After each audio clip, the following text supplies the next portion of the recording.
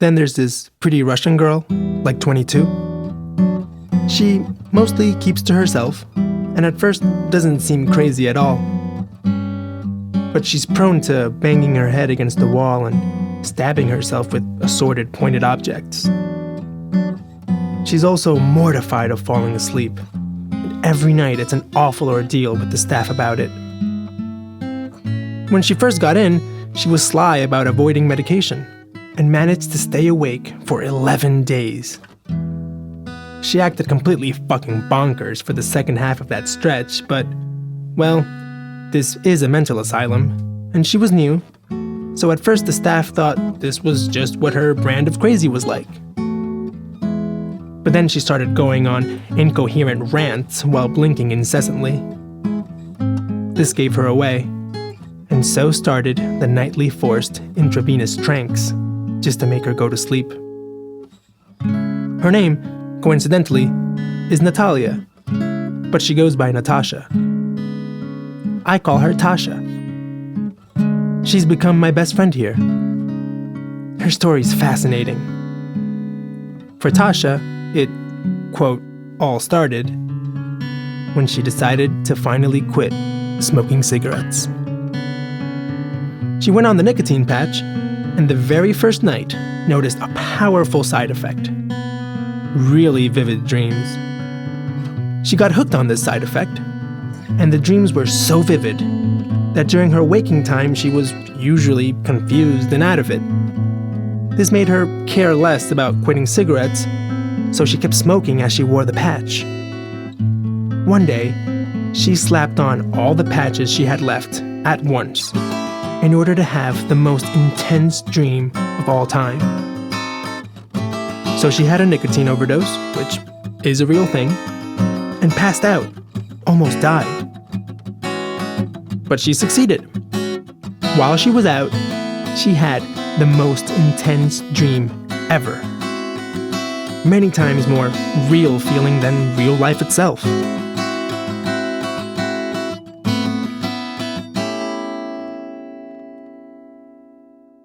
In this dream, she lives in a world where mind uploading is a real thing. People periodically upload their minds to computer files, extension .mind, so that if you die, your family or whoever could take your most recently uploaded .mind file and activate it in an android, 3D printed in your likeness, and voila, you're alive again, like nothing happened. Except for a gap in memory as long as however long it was between your last mind upload and when you died, colloquially known as your WS time, or walking specter time, which sounds a little too awkward to be something that would really spontaneously sprout as a culturally adopted phrase. And besides, why isn't the time abbreviated? Why isn't it WST? But then again, you can't question dream logic on these sorts of things. In this dream, she wakes up one day and is told she died and has been resuscitated in android form. You were required by law to inform the resuscitee. She asks how it happened. Turns out she killed herself in a suicide pact with some dude named Anatoly. You'd think they wouldn't reanimate you if you killed yourself intentionally, but in this dream society, it's a popular thing among rich kids who can afford reanimation to kill themselves for the experience.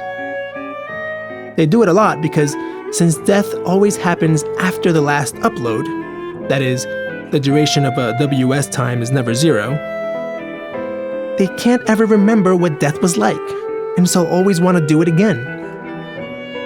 With a lot of young suicides, if there's no note indicating otherwise, family will assume this is what happened and reanimate. Two things bother Tasha. One, she wasn't suicidal. Not at all. And couldn't believe that she'd become so in a matter of a week and a half, the duration of her WS time. Two, this Anatoly character. Friend of a friend, barely an acquaintance. And she couldn't understand why she would be with this guy at all, much less how she'd end up making a suicide pact with him. So, she seeks him out and discovers that he escaped as soon as he was informed of his reanimation. Tasha thinks maybe he's killed himself again. But the family, who had hired a PI, tells her that he was spotted in Kansas City, possibly hitching his way over to the West Coast, and was consciously avoiding detection. He lost the PI's tail and hasn't been seen since. So Tasha goes on this detective road movie plot to find him that takes her all over the planet. And just as she finally finds him, in a climactic scene in the basement of an empanada shop in Medellin, and is about to ask him what he knows, she wakes up. She cried for hours. Imagine that feeling when you wake up from a dream that's so vivid that it's hard to believe or understand that it was just a dream, and multiply it by 19 fucking nicotine patches.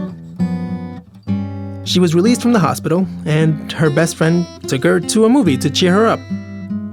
This was summer 2010, so the movie was Inception. Watching the film, Tasha concluded that its plot was too much of a coincidence, that she was now dreaming, that her unconscious had made up Inception to clue her in on this, and that her dream with the mind-uploading society and the mysterious suicide was in fact real reality. She tried to pinch herself and flip light switches on and off, but of course, nothing unusual happened. Yet, she reasoned, very reasonably I think, that auto-pinching and testing light switches aren't really methods to check if you're dreaming, but rather details she'd made up in this dream she was having. So, she found this Anatoly character and told him this whole story, that they were in her dream right now as they spoke, and would he help her wake up so she can find out why they committed suicide in real reality. He told her off, so she stalked the guy. Meanwhile, she began hurting herself to jolt herself awake.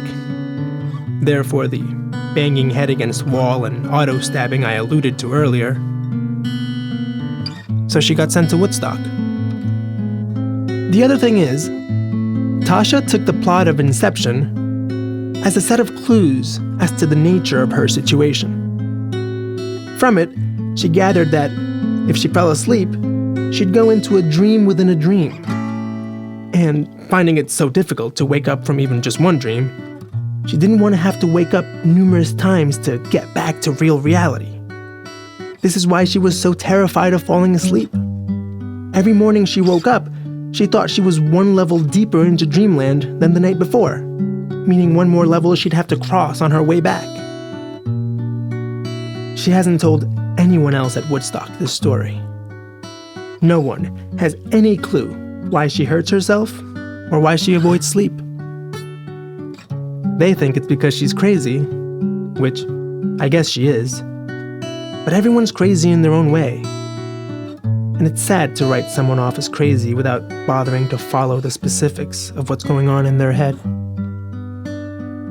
I started talking to her, I admit, because she's mad cute.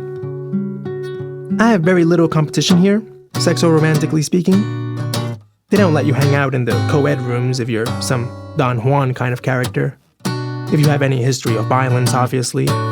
Or if you're like this guy Marvin, who goes on all day about how everyone, let's not kid ourselves now, we're in safe company here, we all jerk it to fantasies of our aunts.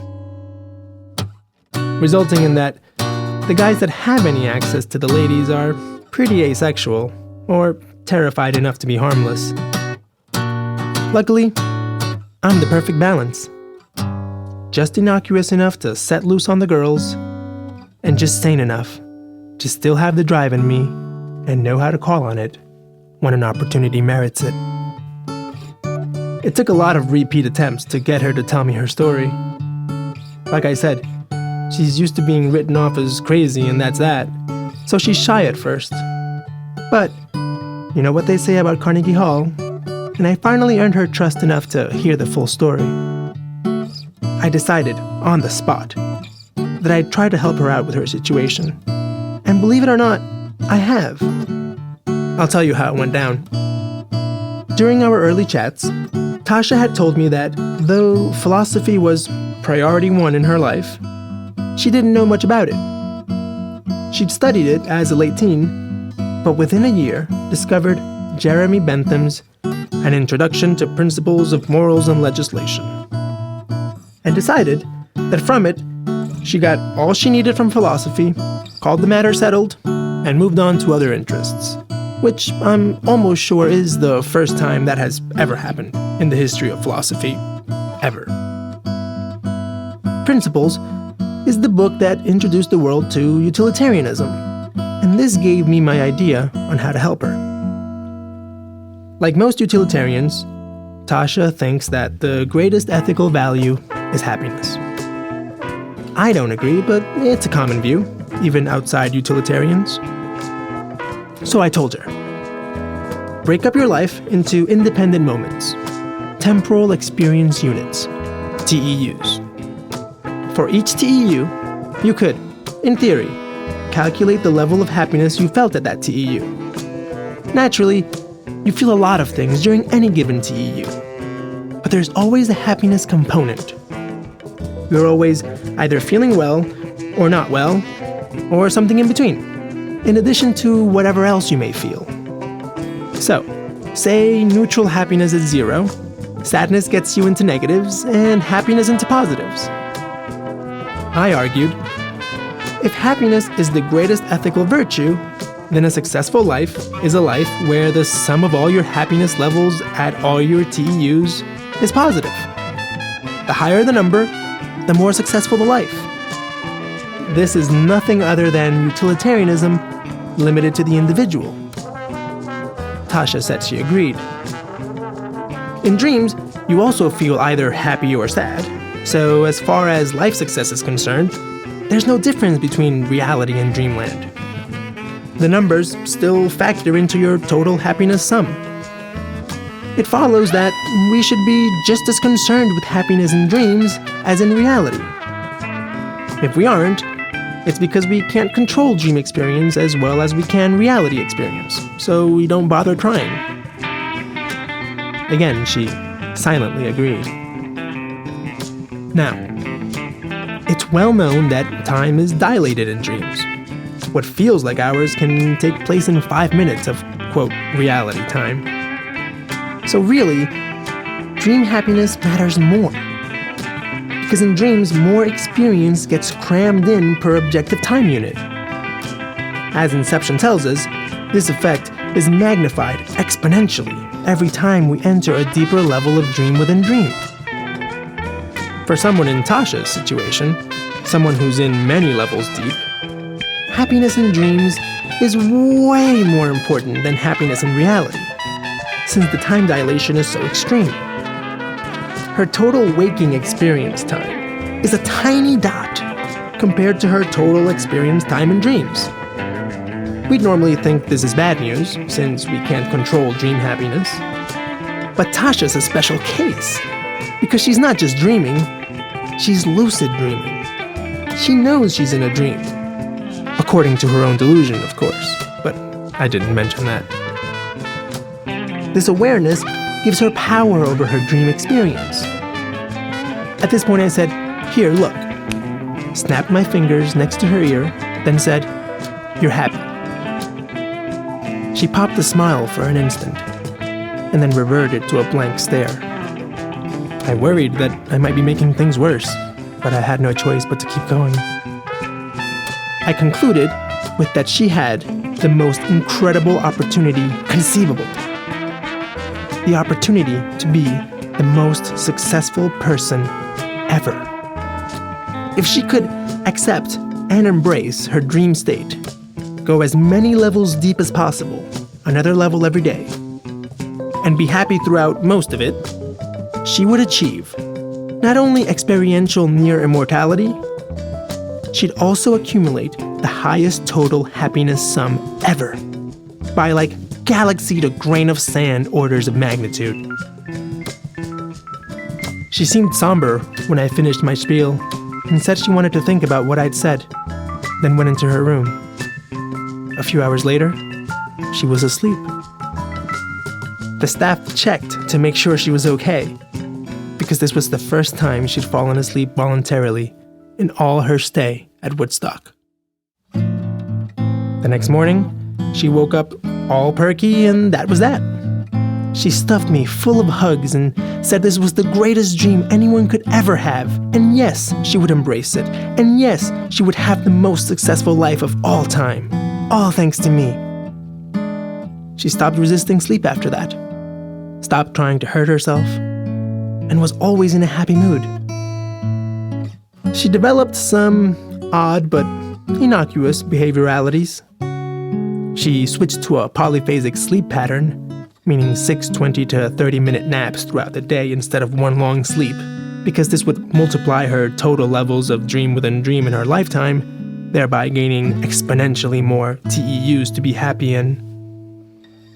She can also be caught, not too often, maybe 2 or 3 times a day, usually discreetly, snapping her fingers next to her ear and suddenly perking up.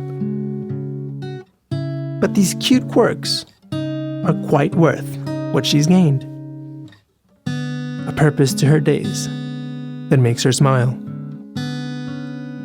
Not long after, I began to feel guilty, like I duped my friend. Duped her into happiness, yes, but duped her all the same.